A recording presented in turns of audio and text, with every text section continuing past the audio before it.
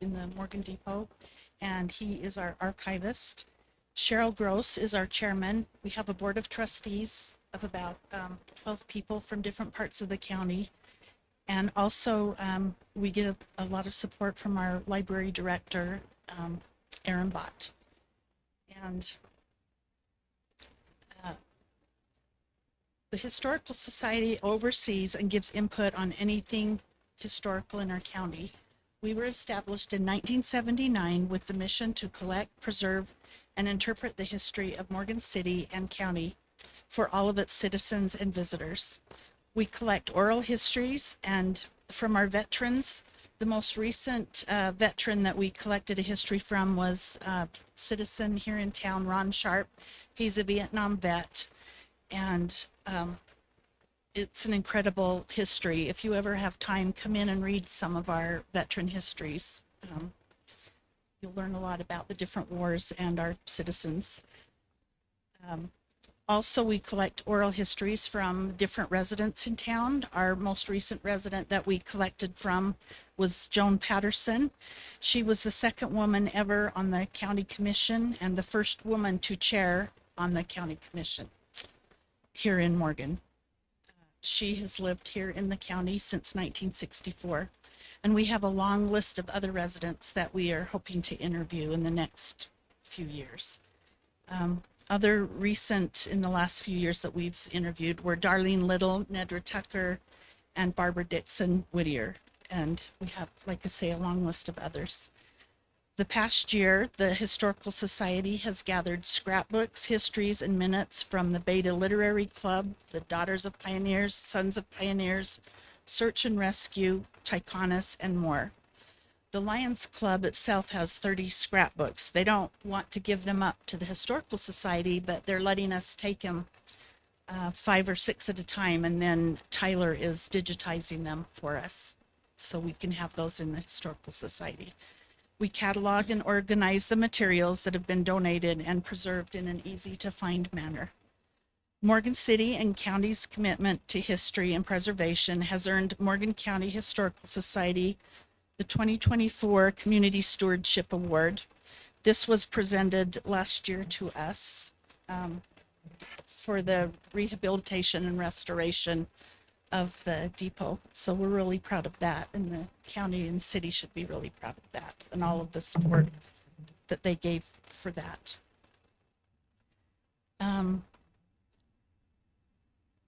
This year, Preservation Utah also recently took applications across the state for the 12 most endangered historical buildings in Utah. And our office nominated several buildings here in our county, and the Vallis Hotel in Morgan was chosen and will be given focus statewide on this historic building. So hopefully that can help in some way preserve that building. Our archive is used by students at all levels, from elementary to university. We have also helped families, individuals, history enthusiasts, and professionals find information about Morgan businesses, founding families, and churches. One University of Utah student is currently working on a project that involves the old Porterville Church. We've had most of the 4th graders and 7th graders in the county come on field trips to the depot to learn about the history of the Morgan Union Pacific Train Depot this year. And in fact, today, if I look frazzled, it's because we had 110 Mountain Green students and teachers. And they were awesome. They were great kids. They were just really respectful, and I think they had a fun time in there. Last week, we had a family from Layton. They just moved here from Washington State, and their 4th grade daughter was really happy because she's just been learning about the Transcontinental Railroad. So she was excited to come up to a train depot and take a tour with us. Besides talking to school children, we have gone and visited with the Senior Citizen Center, some of the folks in there, and the Beta Literary Club. And our past historian, Linda Smith, went and visited with the Sons of Pioneers last year. Our archive was used extensively to provide historic information from and sources for Adam Christensen and Linda Smith's book that hopefully you guys have purchased. It's about Como Springs. And they came in and spent hours and hours in there and getting help for photos and information for their book. To date, we have sold 370 of the 400 books that have been printed so far. And the Como book has created a social gathering of sorts. This came out right before Christmas, and everyone that came in to buy the book, they had a story about Como Springs, and it was neat. So they would be leaving and somebody else would come in and they would talk, and then somebody else would come in, and quite a few times we had several gatherings of people all talking about the history of Morgan and Como Springs. So that's been a really great thing for our community. Also, in the past year and a half, we've had two different authors from around the nation. They called and they're writing historical novels. And one of them is, well, both of them are based on stories that have happened here in Morgan. And one of them sounded so far-fetched that we thought they were making it up. But in researching old newspapers, the story was true. So it was pretty incredible what he's writing about. So he said that he would contact us when his book's out. It'll be really interesting. We've had visitors from 34 states, 7 countries, and over 41 cities visit the depot. Last year, we had 936 visitors in the depot. That's not counting the festival or the Christmas on Commercial Street or the Big Boy event. And when we participated on the Christmas on Commercial Street that night, and Tyler counted closely, we had 830 visitors in the depot. And as of today, our visitor count in the depot is 558. Excuse me, 562, because we had. Last year, the Morgan County Historical Society contributed to Morgan's tourism through the Big Boy Whistle Stop. As many of you know, Big Boy is the largest steam engine in the world, and it was built specifically for a section of track between Ogden, Utah, and Cheyenne, Wyoming. I heard that they were coming through Utah on the Big Boy Western Tour, and so I had contacted Union Pacific's Public Relations Department, and they had their meeting about where they were going to stop, and they were excited to call me and tell me that we were included on that and would have a 30-minute whistle stop, and we were able to have our ribbon cutting last year. And we figured that there probably were at least 4,000 people, 4,000 to 5,000 throughout Morgan County watching the Big Boy. Some of our goals are to continue digitizing the many materials and photographs that we have. The second one is to complete our train table. This is the highlight in the depot for most of the children that come. And also to improve our website and smart sign that we have in there, and continue to promote the Morgan Depot and the Historical Society. In an uncertain present with an uncertain future, history can provide continuity, comfort, and solutions that can help our city and county thrive. The last item, last year we held our first Front Street Festival, and we estimated about 2,500 to 3,000 people attended. And we featured tours of the depot and other historic buildings along our unique one-sided commercial street. We brought the community together with musicians, artists, vendors, craftsmen, and lots of great food. This year we'll be having the second Front Street Festival with even more amazing activities. We're going to have a kids street this year, and we're also having a painted chair auction. So we've had artists from all over the county. 20 of them have done chairs, and they are beautiful. So hopefully you'll get on. Hopefully you got this in the mail. But there's a QR code if anybody wants to look at the chairs that they've painted. And the money will go partly to the artists, back to the artists, and partly to help start a fund to put a new floor in the caboose, because it's rusting out and we don't even dare walk on it. I invite all of you, if you haven't been in to visit the Historical Society and the depot, to come in and see what we're about. Bring your families and come and read our stories, ask questions, write your own history for us. We're like one big giant time capsule in there. And we have a gift shop. So please join us at the Front Street Festival on May 31st. And thank you for letting me take your time. Thank you, Cindy. Hey, Cindy, I've never been in there. What are the hours? Monday through Friday, 12 to 5. Thank you. Cindy, what are you doing with the interviews? The oral interviews, we have usually a digital form. Some of them we're putting online. Some of them we print all of them. So we've got all the veteran interviews. So we like to have them in a few different formats. Or you don't have any specific intent for them? Just to keep them for the history. Like some of them were done in the 70s.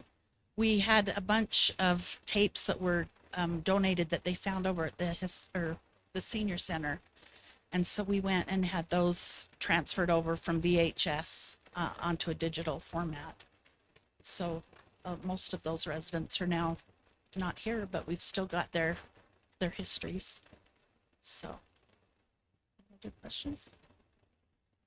I just think it's great what you guys are doing to, to keep the history of this little valley and where a lot of our families come from. My mom's part of the DUP and she gets excited when those fourth graders and seventh graders come in, and it's a long day for those ladies, but I'm sure it's for you guys, and just, they love to see the excitement of those kids and what they get to learn about Morgan Valley. So thank you. Thank you. You're not free just yet. No, you're next online. Here because Oh, yeah. I didn't. She did the hard part. I'm just here for the money.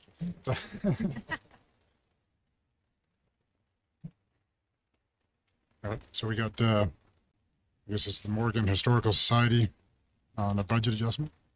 Yes. So essentially what we are asking for is the money in our fund balance that we collected in 2024 at the Visitors Center. The intention was always that the revenue would then be used to replace the inventory. And we just would like that revenue from 2024 to buy more inventory in 2025.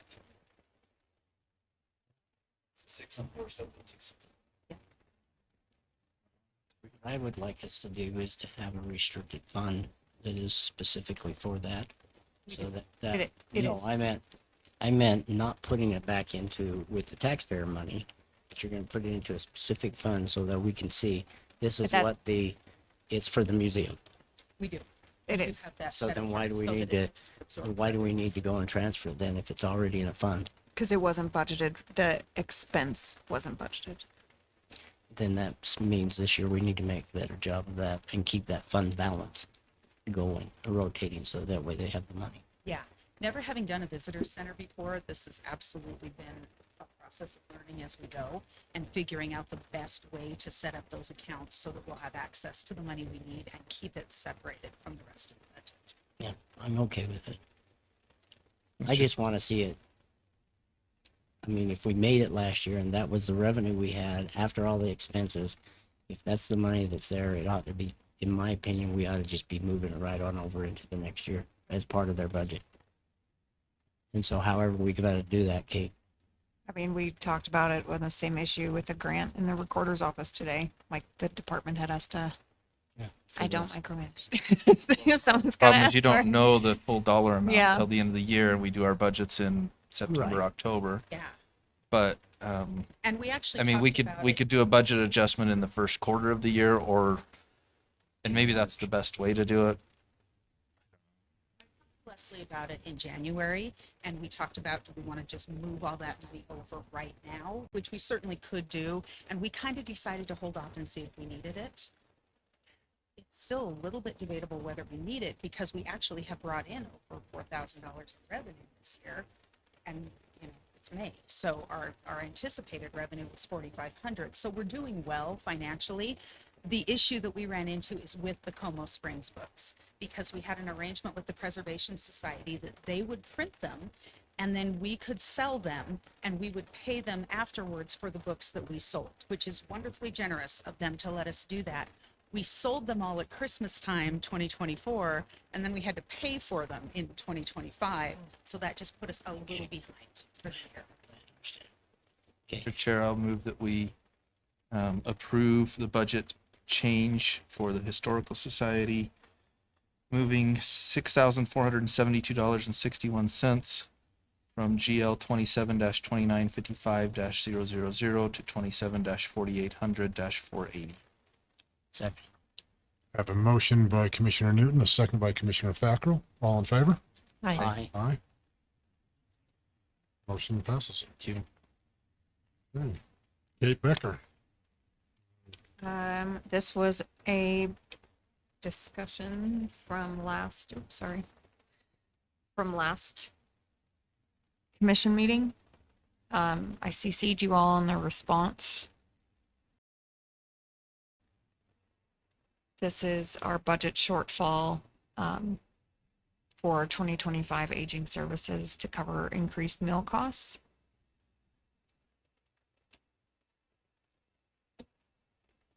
Okay, in that information you gave us also, it says that next year we have to budget 161,000.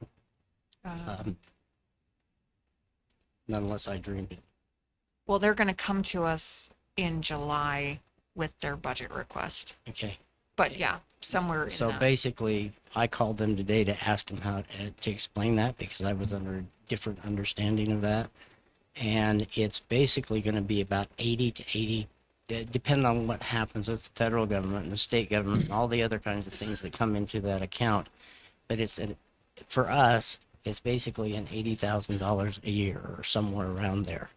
And so even though this is a shortfall for this year and we're paying for it and they didn't ask for any back, they just want to have the whole 80 some odd $1,000 for now till January, even though their fiscal year starts July 1 and ends June 30th. So next July is when they're going to come back to us and ask us for another 80 some odd $1,000. It's not going to be double that amount. That's what they explained to me today. So I'm okay with the 80,000 now. I don't want to take out another 80,000 and also pay them at this point. Okay, so we've already paid them for the year. This is an $80,200, well, $199 or something like that increase. $80,188.73 for that cost. So the total is 160 that we will have paid. No, that's what they were saying. And Kevin Eastman talked to Michelle. And Michelle said, no, that's all we're asking for this year. From now until January. It's the 80,200. And I'm okay with that. If we've got to come up with $161,000 for all of this, between now and next year, I'm not sure I want to do that. Okay, I think we ought to figure out some other way to take care of it. so So the request for here is for FY 80,000. 24-25, we have already paid $80,895. We have not, unless you've already done it. What we did this, it's 24-25. There, which was paid, was it last year or was it this year? And when was it paid? I would have to look it up. I didn't make a note. Because we're on different fiscal years. Correct. So for Mhm. 24-25, I believe in July, we had already paid $80,895. Then there's the mental health match and the SUD match. And then after all of that expense and everything we've paid and all their grant match money, there was still a balance owed from covering costs of $80,188.73. So if you want to look at it from July 1 to June of 25, we will have spent $160,000 if this passes on human services. So then next year, the invoice that we will get is for 160. And that's different than what he told me today. So that's why I'm going to request that we have them, when they come up for their presentation in whenever it is, June, that we discuss it with them, or else just authorize this 80,000. But if it's going to be $161,000 next year, I want us to look at other avenues. Period. Just my opinion. I- don't know what anybody Do you remember who else was in that meeting with us? Yeah, it was Michelle, Kevin Eastman, I myself, meant and Commissioner Wise. Commissioner Wilson, and you. Okay. Well, either way, we need to probably pull the trigger on this, I agree with and this. then we Going can figure forward. out moving forward what that cost is gonna be and how we, But if we've already paid $160,000, or We have if not we paid do, We've already paid 160,000. 80. 80, but we paid this other 80. 88.95. That's Now you're doubling paying up. Correct. And that's what I'm saying is he was saying our amount and Michelle was saying that and this is what I found out today. This was at 2 o'clock this afternoon. That it is only 80. We just need to come up with this 80,000 for now. And I asked him about next year. Does that mean we're going to be paying 160,000 next year? He says, no, it's only 80,000 next year into our budget. So that means we've got to just make sure of that. Because I don't want to come up and say, oh, we got to pay $161,000 for all this. I don't s- Okay. I don't see how we don't. I mean, otherwise. Okay, well, you it, asked it me to does look figure it like out. it is 161,000. I sent you an because email so that you had questions, you could respond to it. The total cost here is 205,000, right? Minus the federal cuts. Minus all these others. Yeah. Yeah. So, but I don't mind approving the 81,200 or 80,200 today. We need to make sure of the rest of, for next year, because I do not want to, I want to look at other avenues. If we have to, if it's gonna cost us $161,000 a year for aging services. And I guess what I'm saying is I 1000% understand that. But you've asked me to research it 2 times. I've given you the same answer 2 times and we are still not I would've understanding. found We a are still different not answer. syncing. So I don't know what else I need to find out so that we match. Get a conference call with them and let's talk to them. Okay. That way we're on the same page. Okay, Mr. Chair, I move that we approve the budget change form for Health and Human Services, amount of $80,200, moving from GL 10-2951-000-000, which I assume is the general General fund balance, balance, correct. to 25-4700-340-000. Which is our health and human I'll services. second it. So I have a motion by Commissioner Newton and a second by Commissioner Blocker. All in favor? Aye. Aye. Motion passes. Right. Good. Brett? Brett Heiner.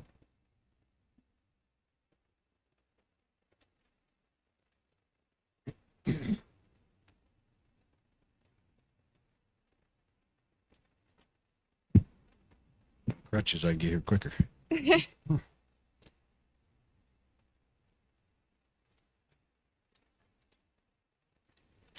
Hey, everybody aware that we lease out part of the fairgrounds property for pasture until we do some trails there one day, I hope soon.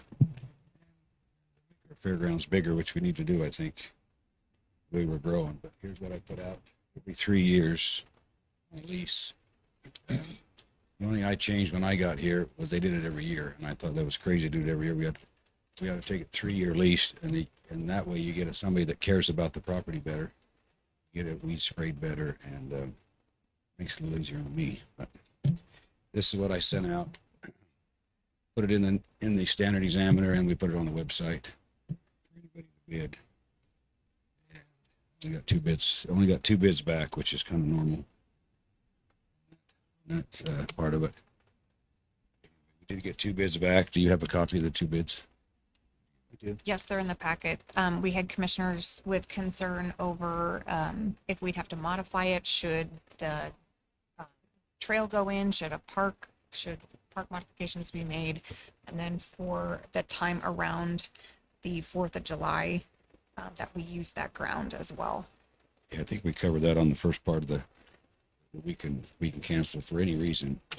As far as the 4th of July, I don't think that's a problem either, but we can add that as an addendum on that, so we can make sure So what I who think, has it, they can make sure that's clear. Sorry about that, Brett.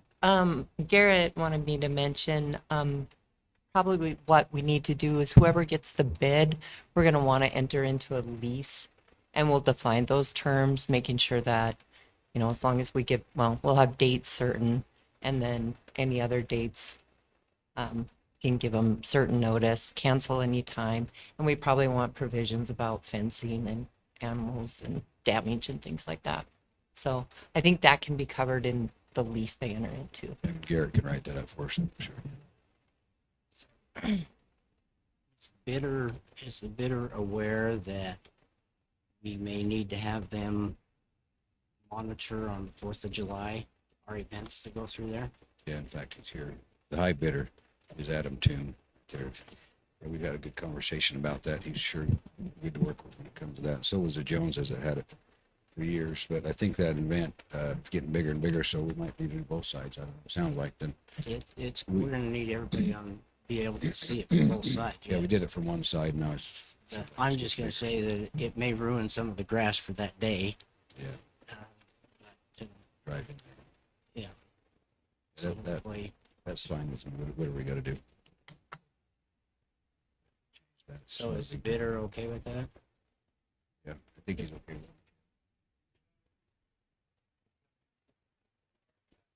with it. Of course. We didn't even know. It wasn't supposed to have gone out. Yeah, we're glad to make anything work like that. And, Make it and of easier on course, me, I think. it may end if we get our trails and stuff. Yeah. We don't so, know what's yeah, gonna so all, happen, so. if all of a sudden we're going to put a trail in, then or has Trail, it is out or stopped or parking whatever. lot. So that might happen, and we're actually working on that a little bit, Blaine. I got some free material there.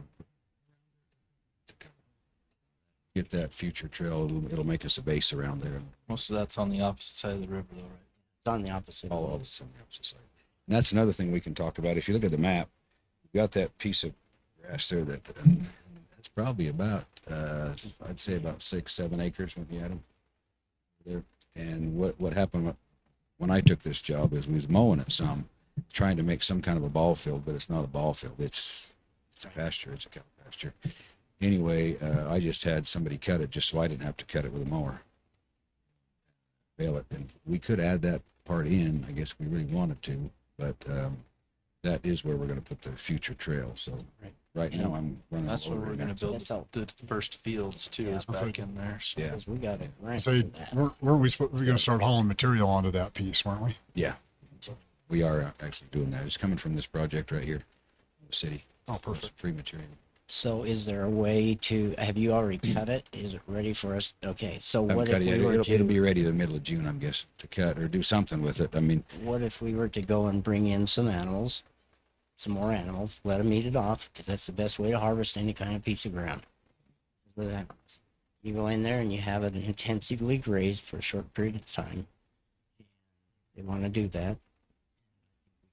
I think we ought to do that, is to add that on to the lease and let them do that and keep them out of this other area until they get that one cleared off so we can start bringing our material over there.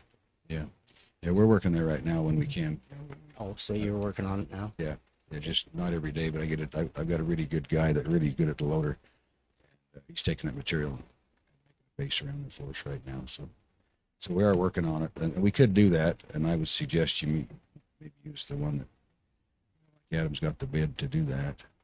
I did get asked last year from one of the commissioners, I think it was Jared, why don't we release that out? What are we doing with it? But when I got here, I was trying to make a park out of it. Just left it alone and tried to get it managed. We cut the hay off. So whatever way we want to do, it doesn't matter to me, just as long as we get it cut or get it raised or do it. Because I'm just suggesting that maybe if you want to put up a fence, temporary fence, and put it around the areas where we're not putting stuff, let them eat it. That's probably the best fenced part.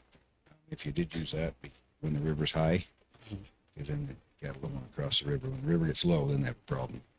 Right. But when the river's high, when about June 10th, they put the water up to about 400 to 600. So that brings the water up high enough the cattle will stay there. So that'd be the time to graze it off. But I think he's already got sheep there, so, right? He's on the other side. He's not on that side yet. But I'm just wondering if he, if he far as wanted us to go working to that- the other side too. As far as us working in there, that really wouldn't be a problem. I mean, we could shut do our work. So however you want to handle that, doesn't matter to me. We can expand it.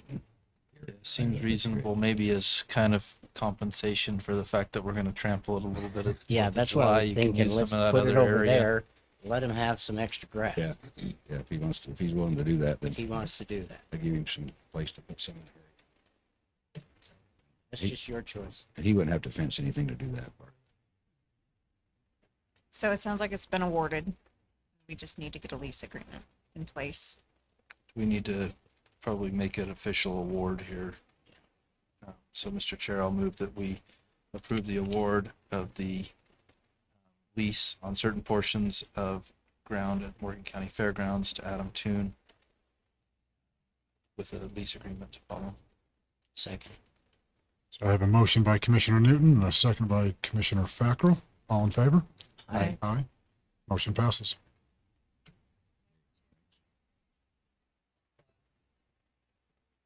Oh, are there any opposed? Motion passes. Thanks, Thank Brett. you. See, Mike, Commissioner Newton. I know you talked about this at our last meeting during that time period that I was not in the meeting. And my understanding was that an RFP was approved to move forward. So I guess we're just now talking about the details of that RFP. Is that correct? Yes, Is that your because understanding? I got very little, actually none, except for Brett, feedback when I sent this out to Brett and the commission and the fairgrounds committee. So I didn't feel comfortable posting it because Vaughn helped me draft it and we were literally putting it together from 5 different completely hard to understand sets of intended plans. So I didn't feel comfortable posting it without.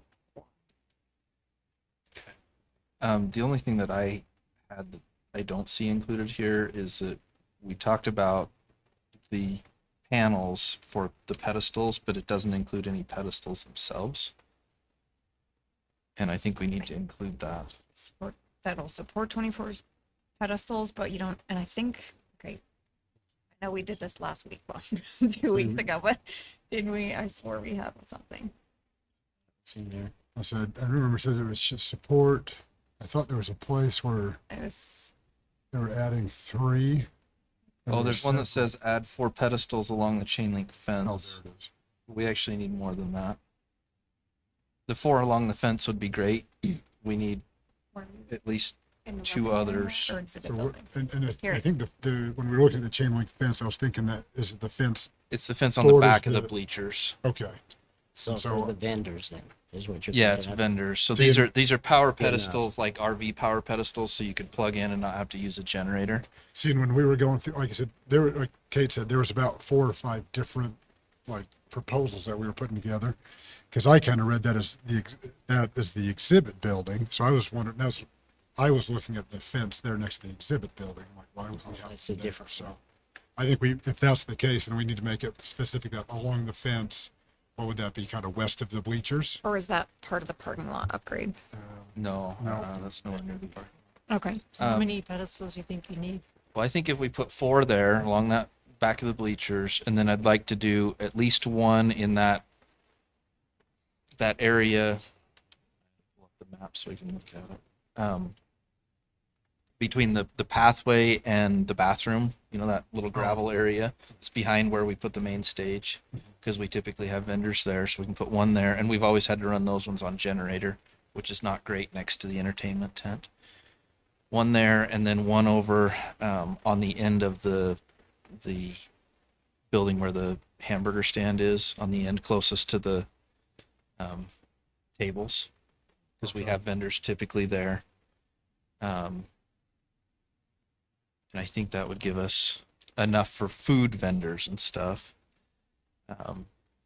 We also, and it talked about How many having a vendors? panel for the bounce house area, but we need some pedestals back in that area along that fence, probably 3 or 4 So you're talking over by the livestock building. in that grass fenced off area, Grass, that little yeah, chain link grass. fenced off area So- between the restrooms and the livestock building.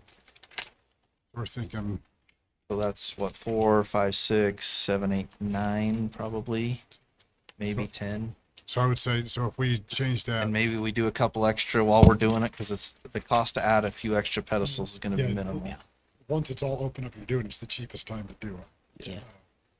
So I think the only thing is just be specific on how many where. So maybe a dozen pedestals, and what we probably ought to do is just get the map and put a dot where we think they ought to go. Yeah. How much are they, about 300 each? No. I'm sure they're gonna be a lot more than that by the time you cover the installation and Say the, wiring and all that stuff. I mean, the pedestal itself is probably a few yeah, hundred the pedestal dollars. itself, the last time I bought them, they were about, I just looking on Home Depot, it's like 380. you know, so they're, Yeah. I'll say $400 or $500 a piece. Okay, so I'm modifying the 4 to 12 and then making an addendum like map attached for location. Yep. And who, But is that 4 to 12 where that's at is in the exhibit building add-on? This would be an extra one on the west side of the, Well, I think we Rodeo could just arena. do, We can just say remove there's- it from the, I would just say remove it from the exhibit building add-on. Just take that out and do pedestals. Just See it- pedestals. See map, See map. 12 pedestals. okay, and are you gonna get with me on that map? Yes, and Vaughn and I can sit down and figure out where to put those.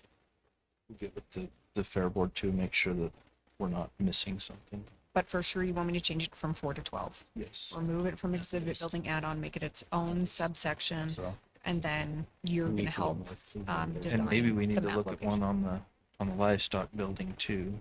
Yeah, agricultural.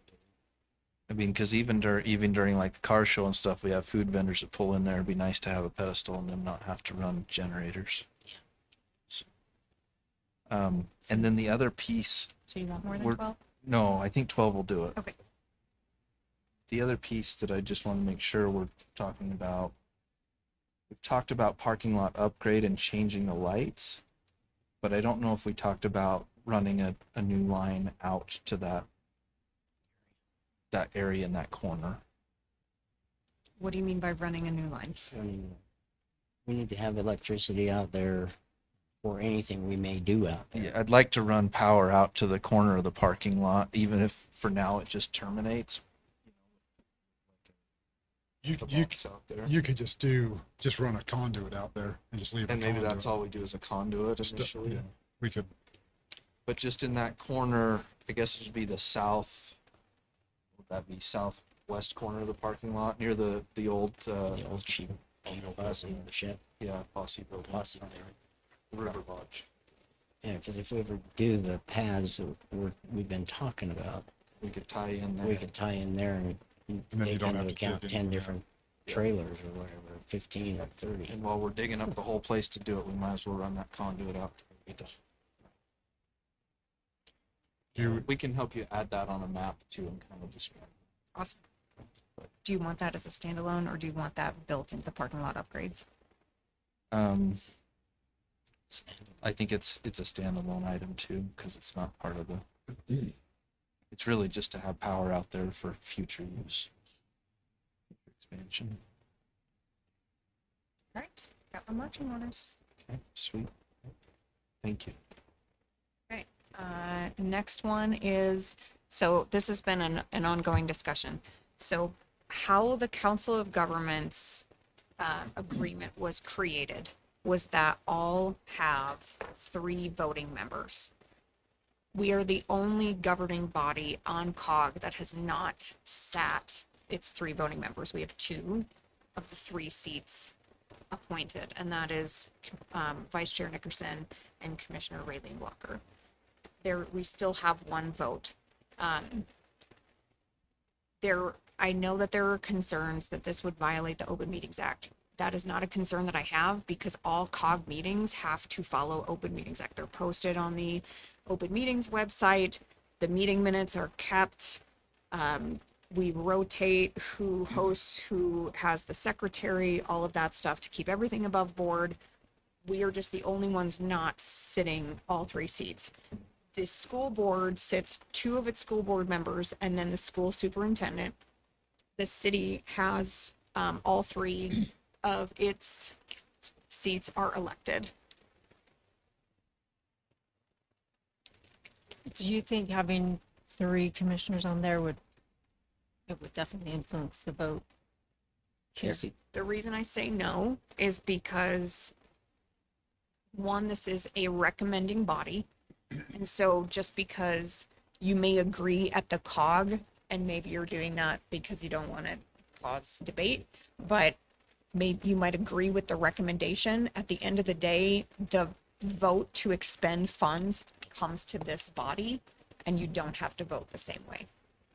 And does the third member have to be a member of the commission? It does not. It could be. It could be like It could be Brett. Brett. It could be myself. It could be Josh Cook. I mean, it's up to you it could guys. be one of the attorneys. It does not matter. I just feel since they are over recommending two not insignificant pots of money, we should probably hold all of our seats in one way. Oh, I agree. The school city does it with all electeds. The school board does not. It's completely up to this body who they want to sit in those seats. I'm willing to do it. It's not a problem. I just want you guys to be sure of what we're doing. I guess I don't really care either way. I do agree we need to fill the seat. If there's a concern about it being a quorum, then we can grab somebody else. If not, then How do you feel, Janet? I know it's tricky, huh? It is tricky. I don't like the idea Yeah. of three. I do understand that it's just a recommending body, so why don't we and add Brett to it, since most of it's Brett goes anyway. road related, right? Or, well, transportation related, that? maybe not road. Sometimes he goes after I text Yeah, I him. was gonna and he say shows up 15 sometimes. minutes late. Yeah. Well, once he knows he's voting, If Yeah. he's a voting member, we would need to show up. where did he go? Is something he wants to do?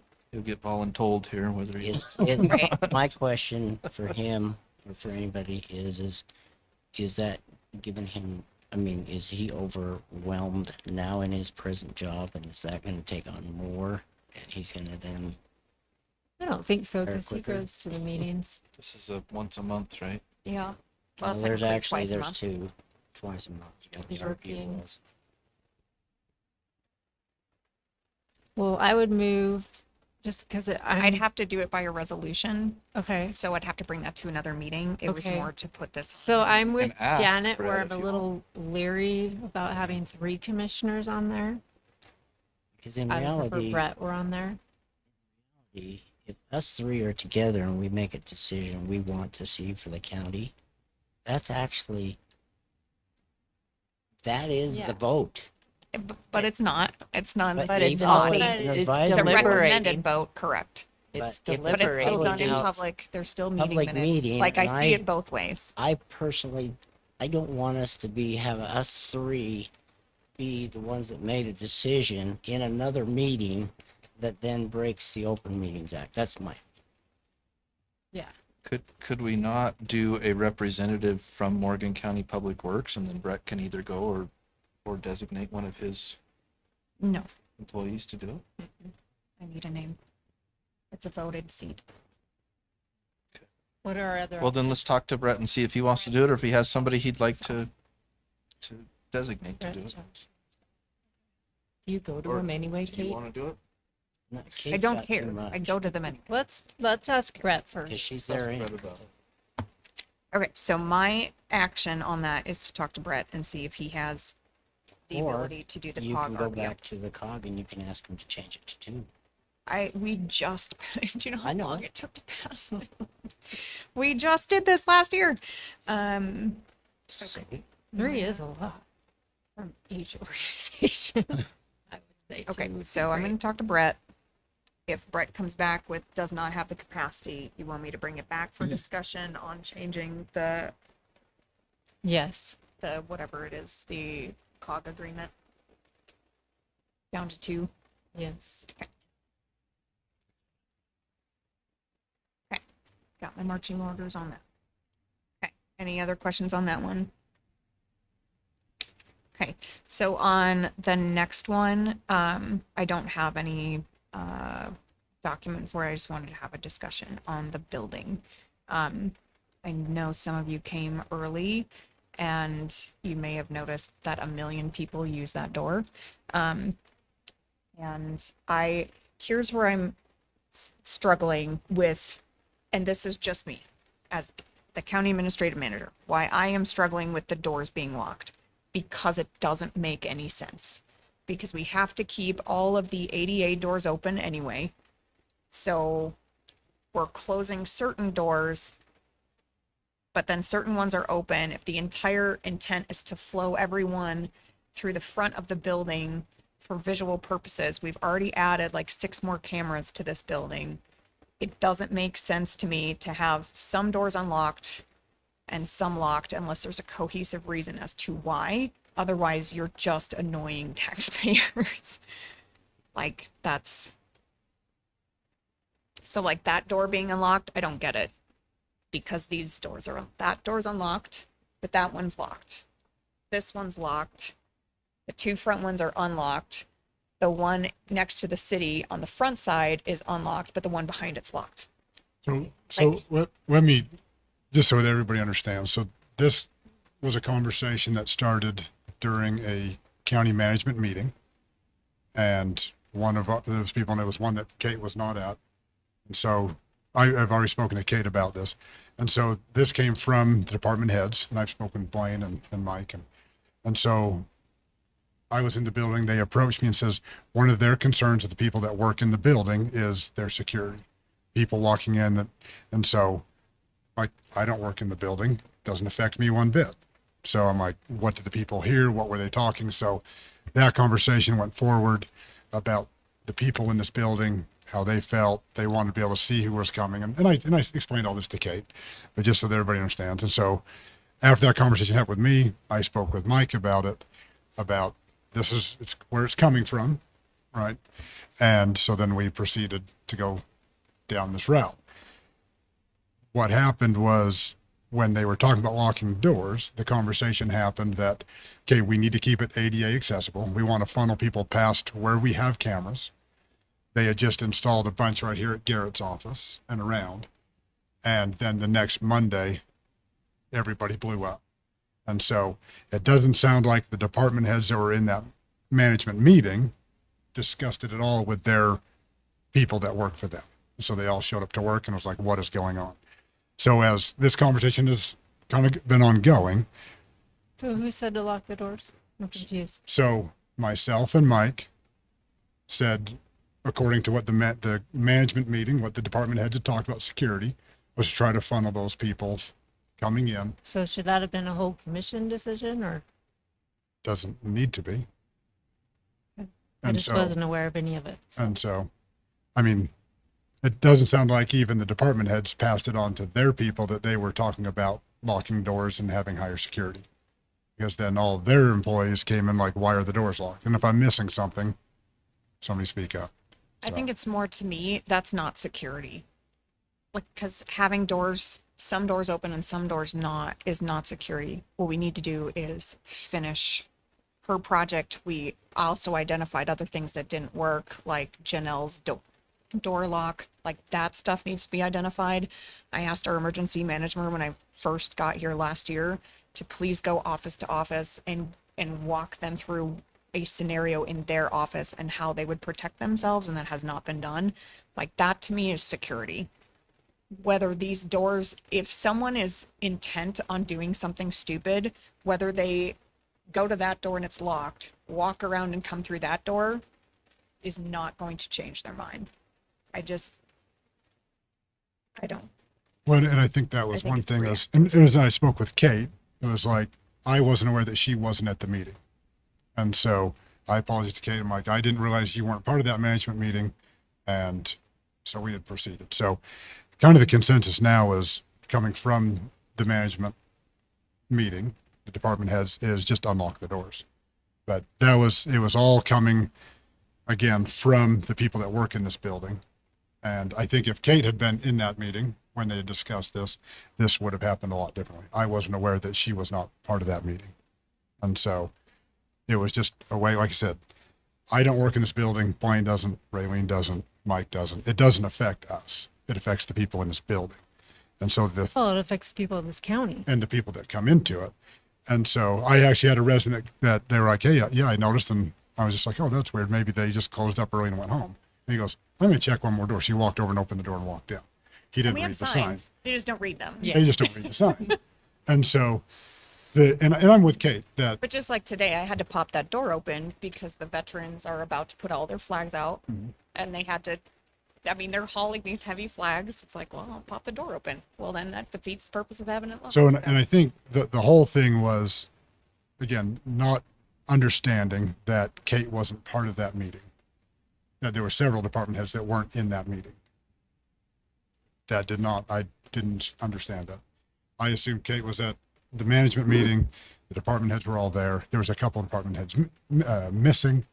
And so as I spoke with Mike about it, we just happened to have a meeting that night. And so I brought up to Mike, hey, this came up, I guess, in the management meeting. Is there anything that we should look at or consider doing? This was the thoughts from the department heads.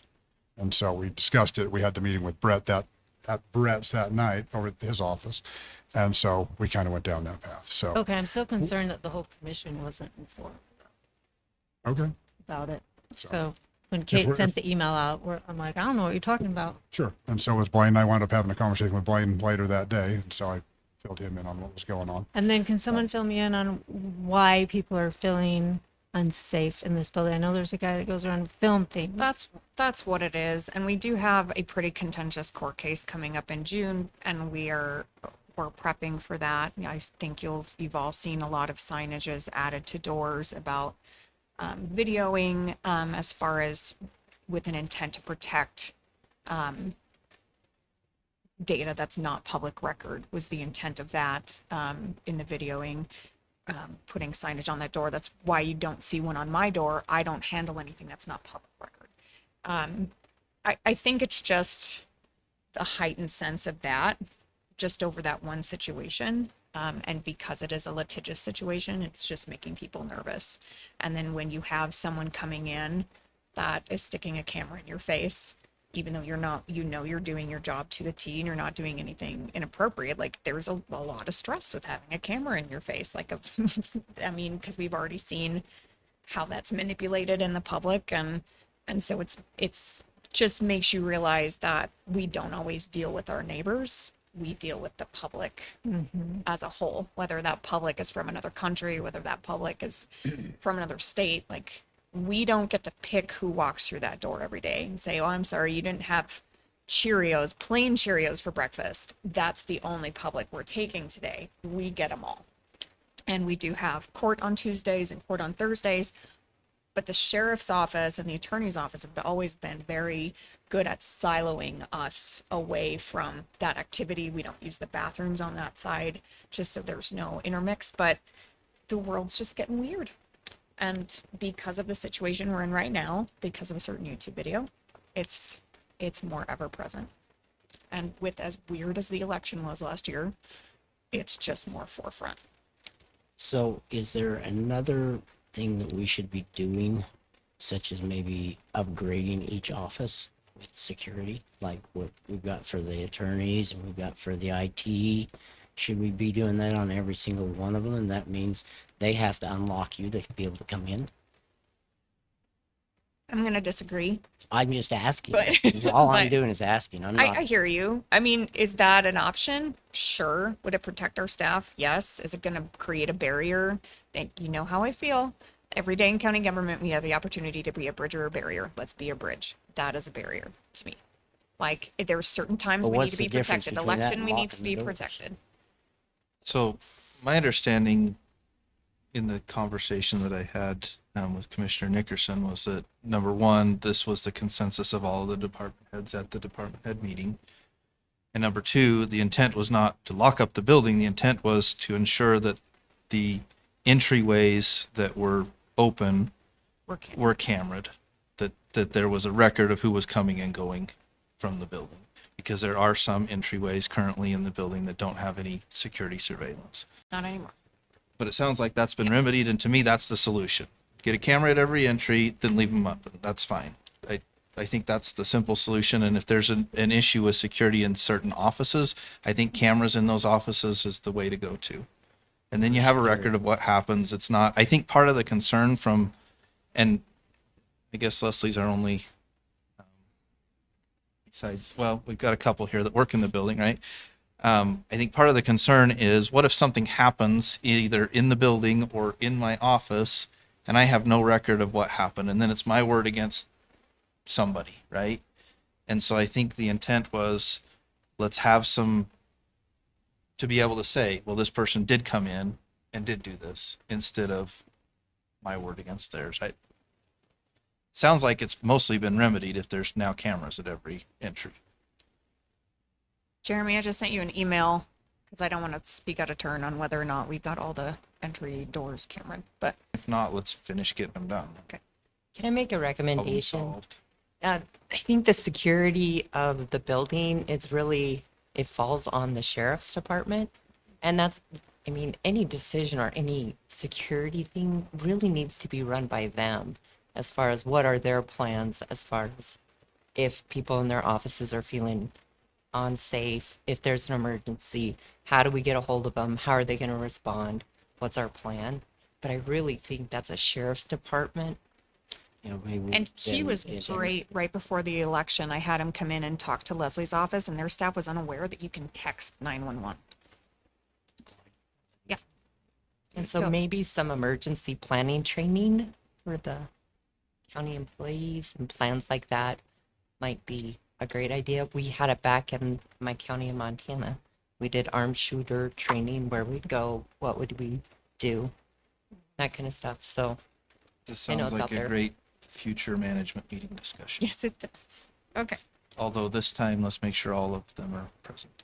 It was a, Sounds like there were several that Yeah. weren't. that was that Senate Bill 333 Olympic meeting with all the counties getting the Olympics. So I couldn't say none of the governors. Okay, any other questions on that before we move to the next one? So Okay, the next, the doors are gonna be open then, if they're, if they've got if they are cameras. cameraed. Okay. Which If- sounds like If it's he basically responds that everything one's at this not, point. we'll work on getting it cameraed, but until it's cameraed, we'll leave it locked. Fair? Okay. This is a event contract for Revved Up Roping in the Morgan County Fair. Just need approval. I'd like to understand it a little more, Okay. because I mean, we're only getting a 10% return on it. We don't know how much they're gonna bring in. It- Can you explain it a little bit? We don't Mike? care how much they bring in. This is not a money maker for the fair. It's going to be very, Mm-hmm. very small amount. But we're putting up, We're not putting up anything.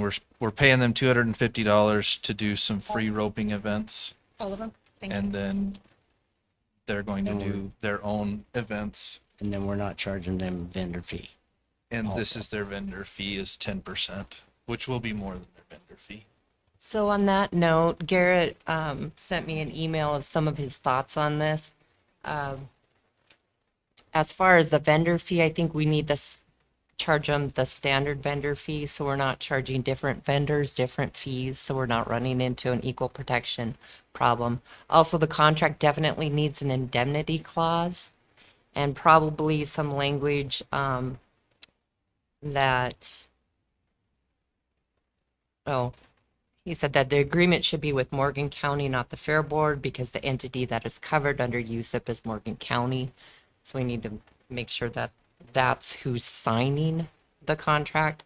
But very definitely, you got to make sure you have the indemnity clauses in any of these agreements with the vendor. So So those are the things. If this wasn't ready to go, why is this before us? Do we know? I send it to him. I can't. We We just have, need to postpone it then. okay. Mr. Chair, I move that we postpone the County Fair Motor Ponies event contract. Second. We have a motion to postpone by Commissioner Newton and a second by Commissioner Walker. All in favor? I, Any Claire. opposed? Clarification question. Is that postponed until Garrett can get it reviewed? Correct. Okay.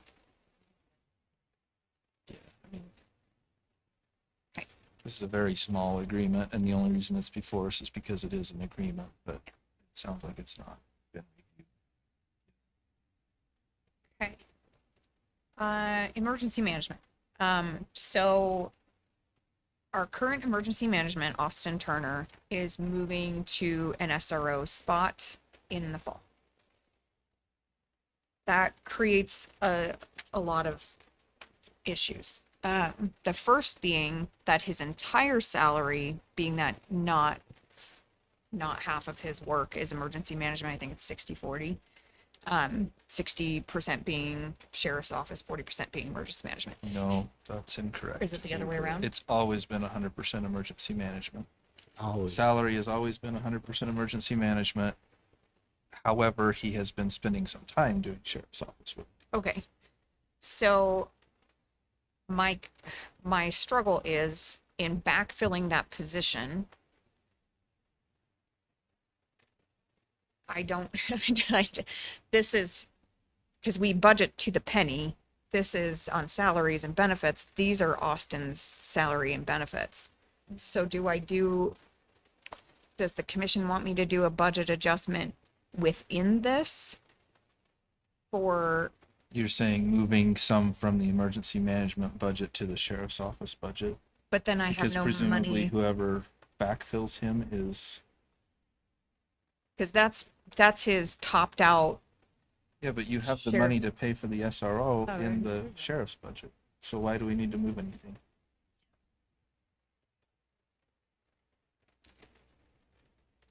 They're two separate budgets, and the SRO position is not, yes, it's a new position, but we transferred the money already for that, so that money's in the sheriff's budget. So there should be no change to this emergency management budget. It'll remain the same, and whoever we backfill it with, their salary may be less than that. And if so, when we budget this next year, we'll decrease it, but otherwise, Okay. if there's any change to be made. So on that, and in posting that spot, do you have a salary range? I would think that HR should probably do a salary survey and Right. find out what that should be. Okay. Well, and it's not just a survey. We have it as one of the in our job description. So he probably already knows what the starting salary is for that job. Yes, but when we move, always the intent was, including in my contract, that when Austin retired, which was supposed to be at the end of this year, but now it's not till like February of next year, when Austin retired, that emergency management would break off from the sheriff's office and would go under my portfolio. And so it would no longer be part, like the emergency management budget would not It's show not up. part of the sheriff's office budget. It's a They- separate budget. It is correct, but they see it and they're the ones that Yeah. budget for it. So it would be under myself. And so the 93,000 is not based off of what we pay emergency management. It's because he was a sheriff's deputy and he was a topped out in time and service, time and grade salary. Correct. So that's why we don't have a salary in that position, because we were paying a sheriff's deputy. Well, I understand that in At the their rate and budget, schedule. but we have a schedule of salaries. If emergency manager isn't on that, then HR needs to figure out what that is and get it on the schedule. Right? They needed to assign a grade and that's it. And then they can establish pay based on that. It will most certainly be less than this, which is great. There's a little savings for the county. And well, it's money that we can put towards the additional sheriff's deputies that we've hired, the SROs. So I think yeah, it's gonna be in the fall when we do this. Well, that's my other struggle, is because the emergency Actually, management August. conference is like coming up in June. Right. And SRO training is in June, so we'll be swapping before the fall. So this is happening a I lot would say, sooner than later. let's keep. It this- doesn't matter. That's Yeah, fine ju- because the we've got funds are budget there for both. just Put the budget in there, and then if we have excess at the end of the year, it just goes back into the general fund. Or if we have to transfer it into Well, one of the the other funds are funds. already here. There's Yeah, nothing it's to- there. That's what I'm saying. But it's not a restricted fund, so the leftovers at the end of the year will just go back into the general fund. If that's what it ends up happening. We don't know that. So we know what that wage is. Okay? And if, we've already paid the sheriffs theirs, even with the thought of him going over as the SRO. That was the thought. And I wasn't there when this was split off, because this emergency management spot was just split off in 2021. So that's why I was like, I don't have the back history because the budget hearing meetings. Yeah, we weren't used to on. get a So grant there, for it too. there's some history there. Originally, the emergency manager and our fire chief and our ambulance chief were all one individual.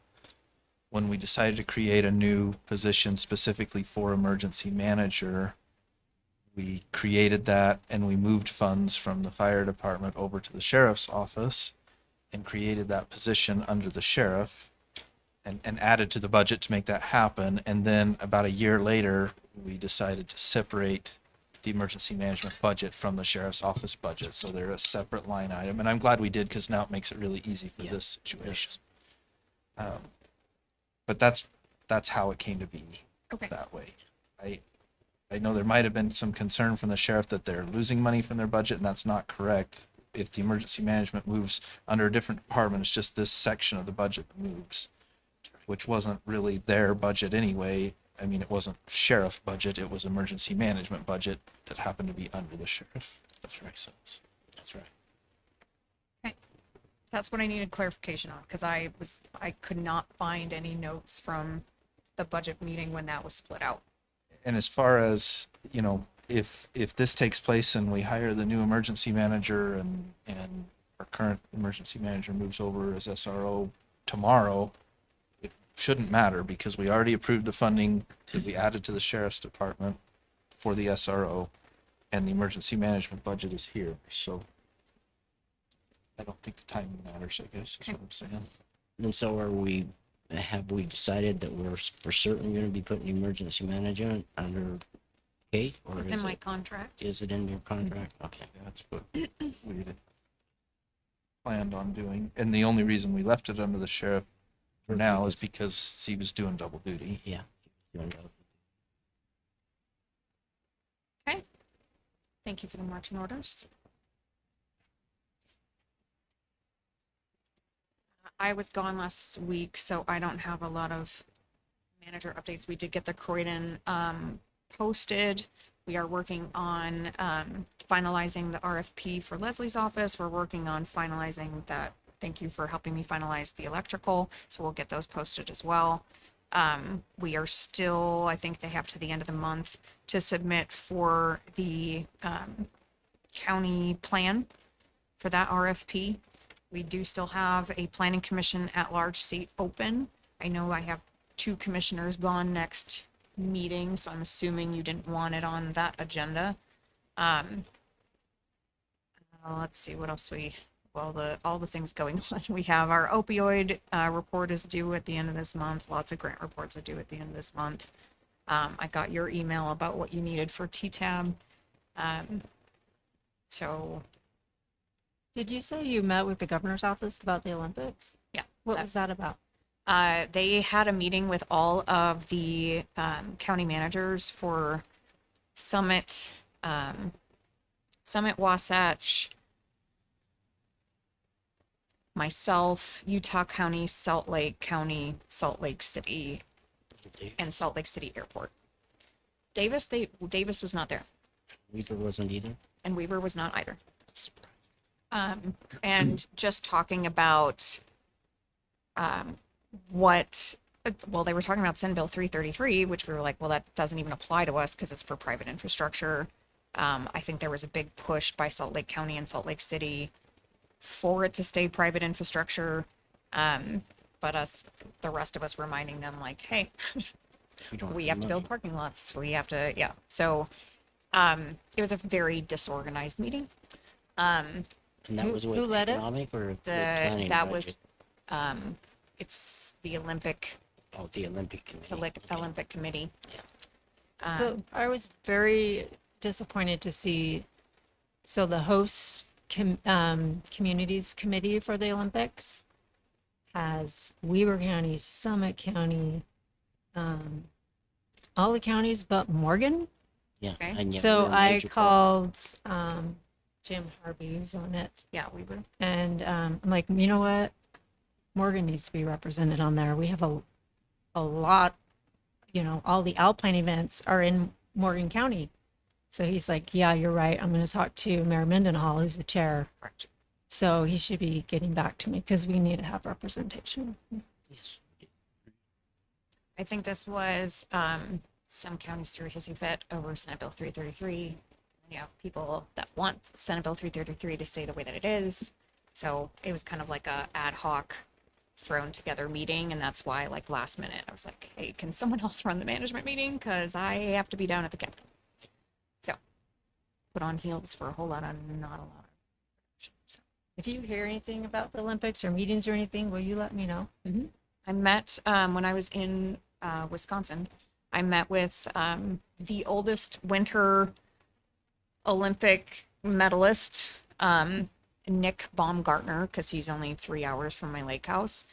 He met with me. He's been on the Olympics team for 21 years. Is still on the Olympic team. Just won a gold medal 2 years ago. I was just like trying to pick his brain on what all they look for when they're trying to pick, like coming up for training, I know that they stay at the Center of Excellence, but they also get to train essentially where they want to, and just picking his brain on stuff like that. So he'll be here a couple times in June, so I'm sure he'd be happy to meet with you. Cool. Thank you. So, but that's why I was not at the meeting. So I figured the governor's office and the Olympic Committee trumped.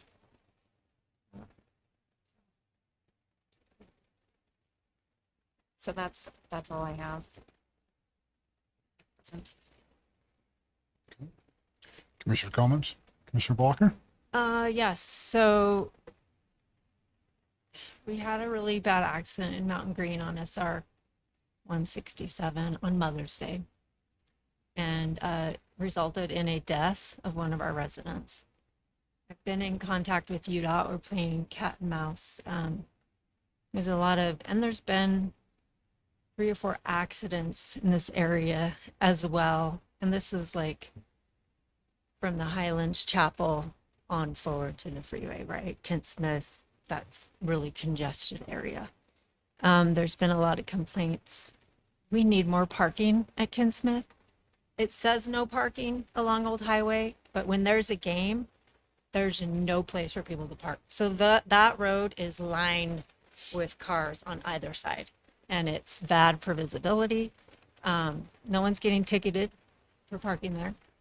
So residents are really upset about that. I haven't been playing phone tag all day with UDOT, and anyhow, I should be in contact with them tomorrow on some possible solutions. Maybe they could do a three-way stop to slow traffic down, lower the speed limit, put a double yellow line so people can't pass. Just trying to pick their brain on things they can do. When I talked to them in January, I tried to figure out this problem. I remember saying, is it going to take a death to do something about it? And they said, well, unfortunately it might. And now we have our death. And it's super sad. On Mother's Day, she's teaching primary. The bishop has to come get her and tell her your husband's gone. So we need to do something about it. And we do need to do something about Kent Smith. There is not enough parking there for as many people that go there for games and whatnot.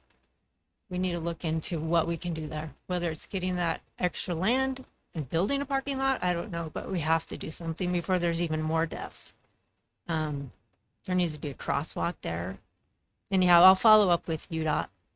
Let you guys know what our discussion is. With all the businesses that are gonna go in there, it's also gonna get worse.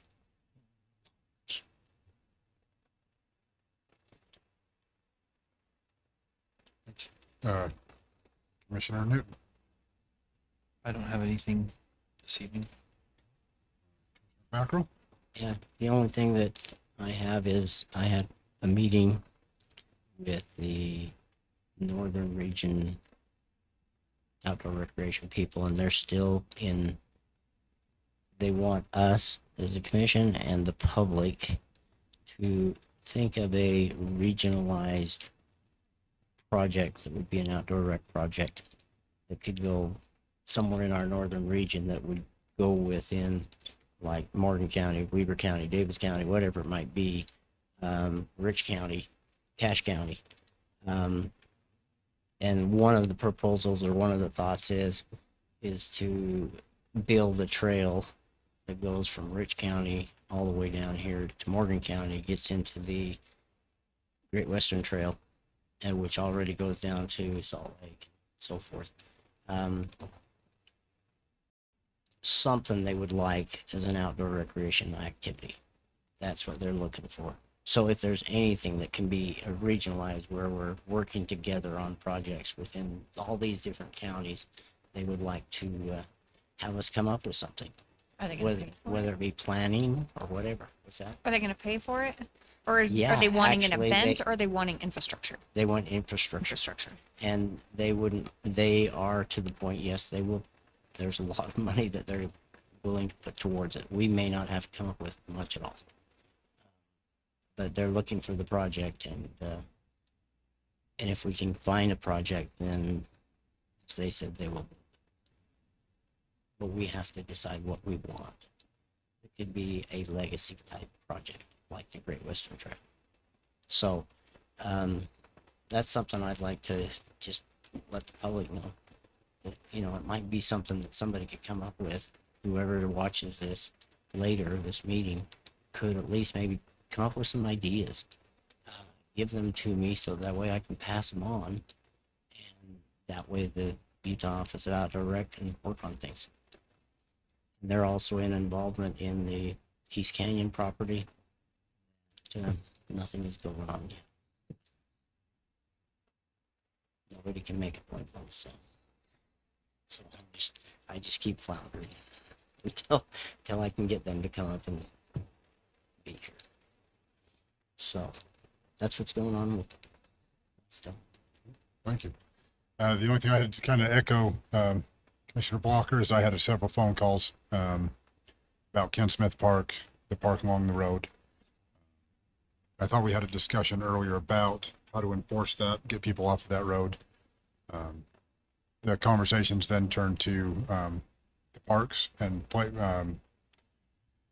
ball fields and that, and a big concern about we've grown our rec as far as we have, and we have nowhere for these kids to play. And I think I'd like to see some more conversations about, like we talked about that field over at the fairgrounds. We have a lot of parents that are wanting to be part of helping do they need to raise money? What do they need to do? I've had several calls in this last week about they want to get this done. They want to move forward, and they want to be a part of where these fields are going. You know, why are we allowing these developments and not requiring ball fields to be put in? And I brought it the part we talked about, well, we still have to maintain them once we get them. And so that's, I think, a big concern from our residents is, you know, we have a great program and it's growing, but we have nowhere for these kids to go. And then the dangers associated with that, especially at Ken Smith Park. That's kind of where it started.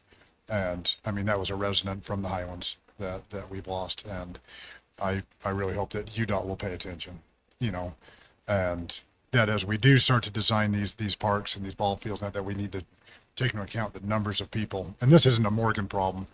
I've got a coworker down in Saratoga Springs, same thing. He can't get to his house because everybody's parking down the roads in front of the ball fields. And so it's all over the place, but we need to, you know, as we start moving forward. So those are the phone calls I've gotten this last week from the residents. I did go to Board of Health yesterday. Just a couple of things. They were talking about accreditation. And so they're going to be talking about wanting us to participate in the accreditation process between Weber and Morgan.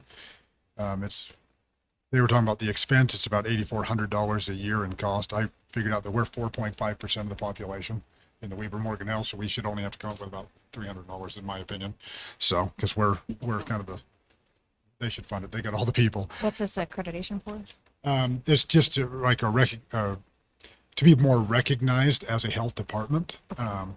They were talking, let me just make sure. Basically, they're saying that adds third party value, quality improvements, solidifies a process as they go through.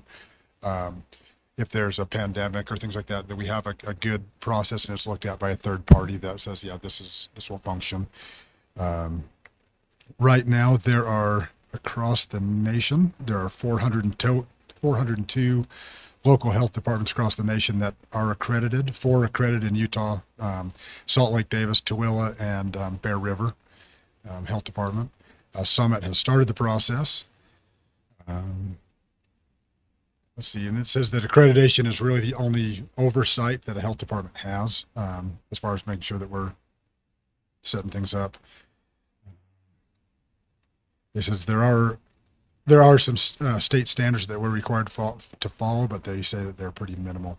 They will need to make a decision by February of 26. So they're asking, as I get more information from the Board of Health, I'll be bringing it here here's what they're looking at, that's what they're talking about.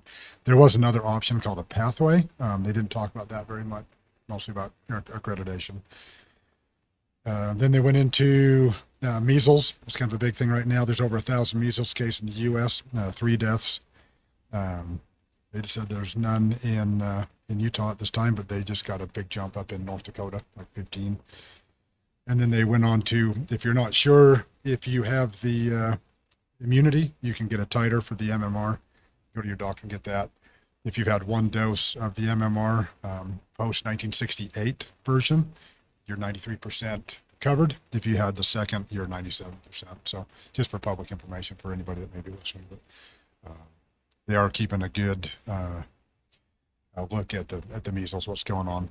And the last thing, the health department lost about $80,000 last year, or not last year, but since the new administration's taken over, due to COVID grants ending earlier than expected. So that money was pulled back. So they're saying about $80,000 short of the COVID money that they were going to be able to spend. So that's my report. May I? More items. I forgot these. There is a chamber event coming up on the 30th. Is that correct, Debbie? The golf tournament? Golf tournament, yeah. Yes. Okay, just want the public to know that it is going on. Are there any spots left? Do you know, Kate? I think they are still taking teams. The Okay. county has 2 teams in. So if anybody in the public wants to join in and have a team, contact Teresa Wardell. If you want to. Also, that listening event that's coming up on the 29th. You guys know anything more on that? It's in our email. You guys think anything of that went to all of us? Yeah, it was a listening.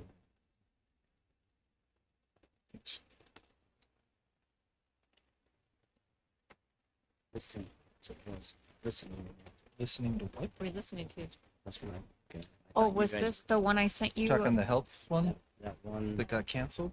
No, This is a different. that was from the Fed.